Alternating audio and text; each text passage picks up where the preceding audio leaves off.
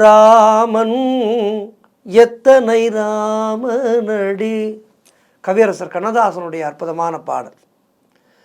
ராமன் இந்தியாவினுடைய முகம், நம்முடைய பாரத தேசத்தினுடைய ஒரு தெய்வம் ராமபிரான்.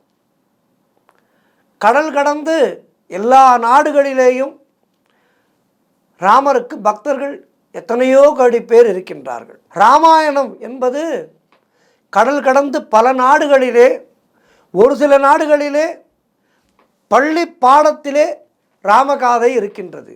நான் சொல்வது இஸ்லாமிய தேசங்களிலே கூட ராமர் கதை ராமாயணம் என்பது பள்ளி பாடங்களிலே வைக்கப்பட்டிருக்கின்றது. அதற்கு காரணம் ராமன் வாழ்ந்த வாழ்வு.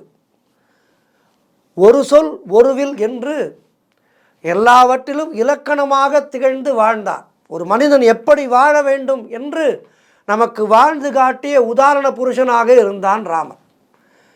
ராமன் வாழ்ந்த வாழ்வை நாம் வாழ்ந்தோம் என்றால் நம்மை அத்துணை பேரும் அப்படி கொண்டாடுவார்கள். ஆனால் நம்மால் ராமனாக வாழ முடியவில்லை என்பதுதான் துர்பாகியம். அதை எப்படி நாம் கைக்கொள்வது? ராமனை சிந்தித்து கொண்டே இருக்க வேண்டும், ராமாயணத்தை படித்து கொண்டே இருக்க வேண்டும். அப்படி படித்து கொண்டே இருக்கும்போது அந்த ராமனுடைய பெரும் கருணை நமக்கு கிடைக்கும்போது நிச்சயமாக நம்மால் அந்த வாழ்வை வாழ முடியும். அவனளவுக்கு ராமனை போல் வாழ முடியவில்லை என்றாலும் அதிலே ஒரு சிறு துளியாவது நாம் கடைபிடித்து வாழ முடியும். உலக நாடுகளிலே பல பல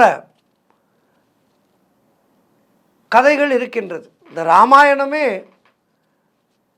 பல நாடுகளிலே பலவிதமான கதைகளாக வழங்கி கொண்டிருக்கின்றார்கள்.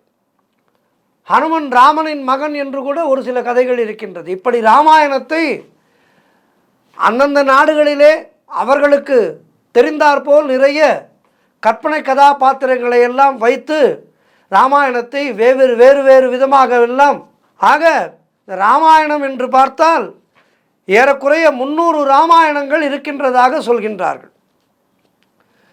அதிலே Annamese, Balinese, Bengali, Cambodia, Chinese, Gujarati, Javanese, Kannadam, Kashmiri, Khotanese, Malaysian, Marathi, Oriya, Prakritam, Samskritam, Santali, Singalam, Tamil, Telugu, Thai, Tibetan என எல்லா மொழிகளிலேயும் இந்த ராமாயணம் மொழிமாற்றம் செய்யப்பட்டிருக்கின்றது.